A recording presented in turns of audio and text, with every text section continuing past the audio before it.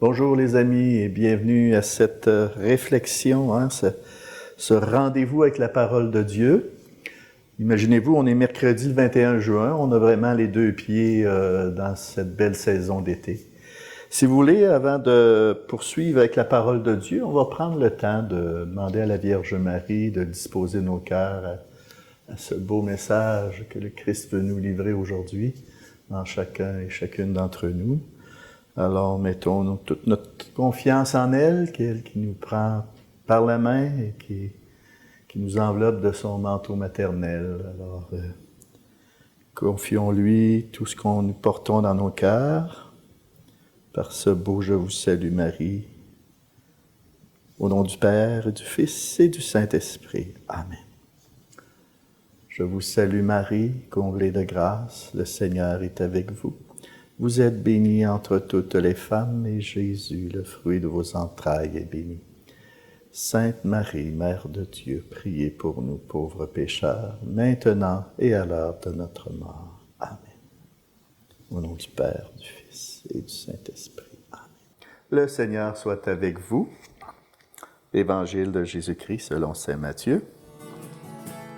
Alléluia, Alléluia.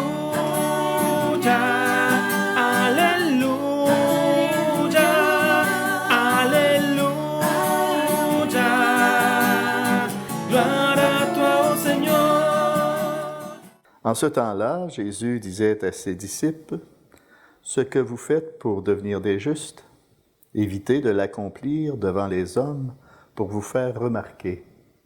Sinon, il n'y a pas de récompense pour vous auprès de votre Père qui est aux cieux. Ainsi, quand tu fais l'aumône, ne fais pas sonner la trompette devant toi, comme les hypocrites qui se donnent en spectacle dans les synagogues et dans les rues, pour obtenir la gloire qui vient des hommes. Amen, je vous le déclare, ceux-là ont reçu leur récompense. Mais toi, quand tu fais l'aumône, que ta main gauche ignore ce qu'a fait ta main droite, afin que ton aumône reste dans le secret. Ton Père qui voit dans le secret te le rendra. Et quand vous priez, ne soyez pas comme les hypocrites. Ils aiment à se tenir debout dans les synagogues et au carrefour pour bien se montrer aux hommes quand ils prient. Amen, je vous le déclare, ceux-là ont reçu leur récompense. Mais toi, quand tu pries, retire-toi dans ta pièce la plus retirée, ferme la porte et prie ton Père qui est présent dans le secret. Ton Père qui voit dans le secret te le rendra. Et quand vous jeûnez, ne prenez pas un air abattu, comme les hypocrites. Ils prennent une mine défaite pour bien montrer aux hommes qu'ils jeûnent. Amen, je vous le déclare, ceux-là ont reçu leur récompense. Mais toi, quand tu jeûnes, parfume-toi la tête et lave-toi le visage. Ainsi ton jeûne ne sera pas connu des hommes, mais seulement de ton Père qui est présent au plus secret. Ton Père qui voit au plus secret te le rendra. Acclamons la parole de Dieu. Louange à toi, Seigneur Jésus. Alléluia, Alléluia, Alléluia, Alléluia. Gloire à toi, ô Seigneur. Très beau texte encore une fois. Encore un peu d'enseignement aujourd'hui sur le royaume de Dieu. C'est ce qu'on va développer un petit peu dans les prochaines minutes. On voit que ce n'est pas un lieu de spectacle et de fanfare. Le royaume de Dieu, c'est quelque chose qui se vit dans les tripes, qui se vit intérieurement. Puis il ne s'agit pas de paraître pieux afin que les gens admirent notre sainteté. Notre cheminement, là, c'est fait dans la discrétion. Et c'est ce cœur à cœur avec notre Seigneur. Donc, il s'agit plutôt de relation. D'abord avec notre Père céleste, puis avec ceux et celles avec qui nous cheminons, ceux et celles avec qui nous vivons. Comme toute relation, notre relation avec Dieu doit être nourrie par des moments passés avec lui, dans le calme et le privé. C'est ce cœur à cœur que nous avons à vivre à tous les jours. Alors c'est pendant ces moments d'intimité avec le Seigneur que nous nous laissons tranquillement transformer à son image et à sa ressemblance, pour revenir à la place, au rang et au but pour lequel nous avons été créés. C'est ce que le Seigneur veut faire en nous. Et c'est ce qu'il veut faire en chacun et chacune d'entre nous. Le jeûne, la prière et l'aumône sont des chemins vers Dieu. C'est pas un chemin vers la détresse. Plus encore, ce que nous faisons par ces pratiques est destiné à enrichir notre vie intérieure, notre vie humaine aussi, et celle des autres. Les recommandations sur la prière, le jeûne et l'aumône nous rappellent les raisons de notre foi et de notre pratique religieuse. Pourquoi on le fait?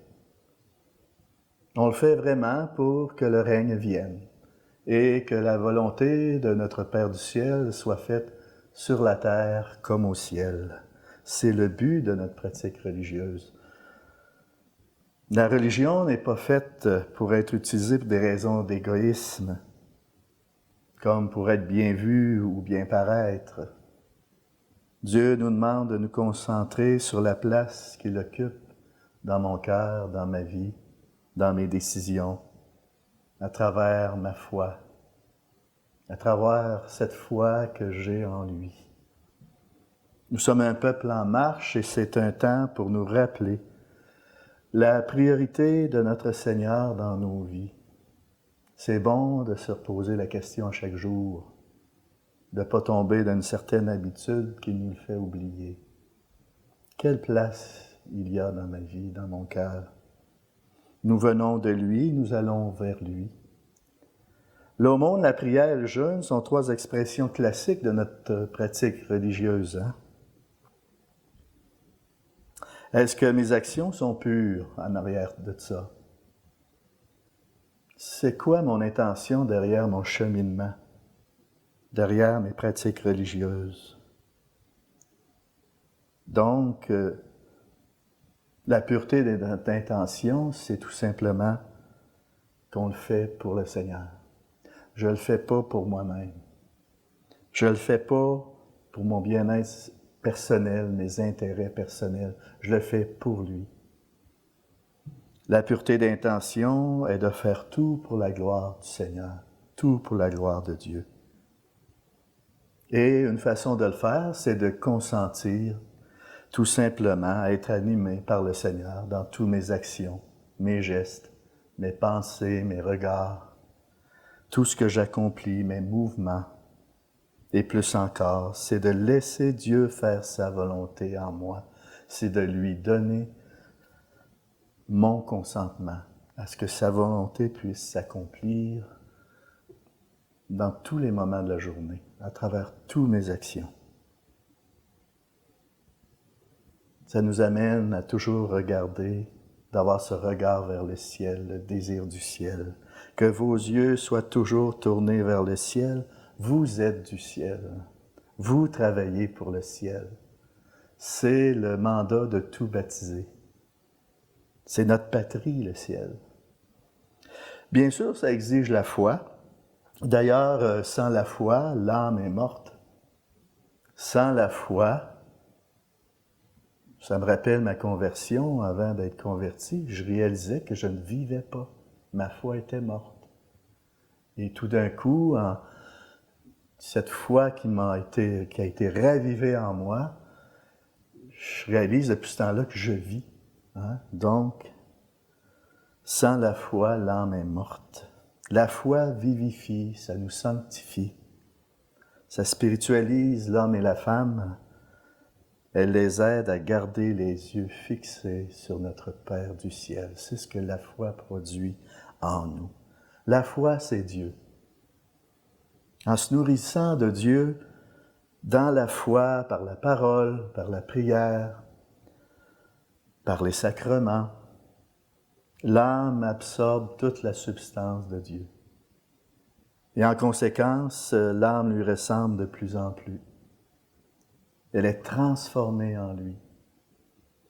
Plus on se nourrit dans le Seigneur, plus qu'on se nourrit de la parole, de l'Eucharistie, de la prière, et plus je lui ressemble, plus je deviens à son image, à sa ressemblance.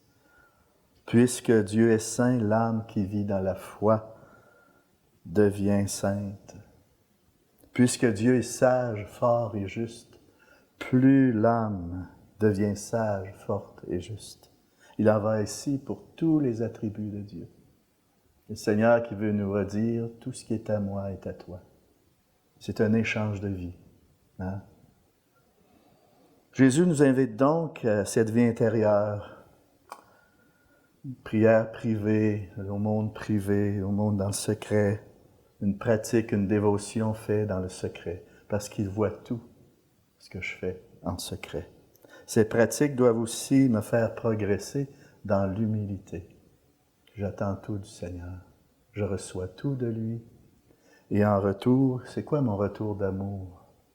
C'est que je fais tout pour lui, par amour. Donc, dans tout ça, ce qui émerge, c'est que je suis aimé du Seigneur. C'est mon identité propre. Plus je vais plonger dans le secret, dans cette pratique, plus je vais réaliser que je suis aimé de Dieu. Je vais le ressentir au plus profond de mes tripes. Donc, la personne importante de ma vie, c'est pas moi-même, c'est pas mon petit moi, c'est le Seigneur, c'est mon Père du ciel, c'est toute la Trinité qui m'habite. Toute cette Trinité qui me voit dans le secret. Le bon Dieu, dans tout ça, nous veut libres et dans la vérité. Chers amis, je termine avec ceci, nous avons tout reçu de lui. De même, on veut tout employer que pour lui. Amen.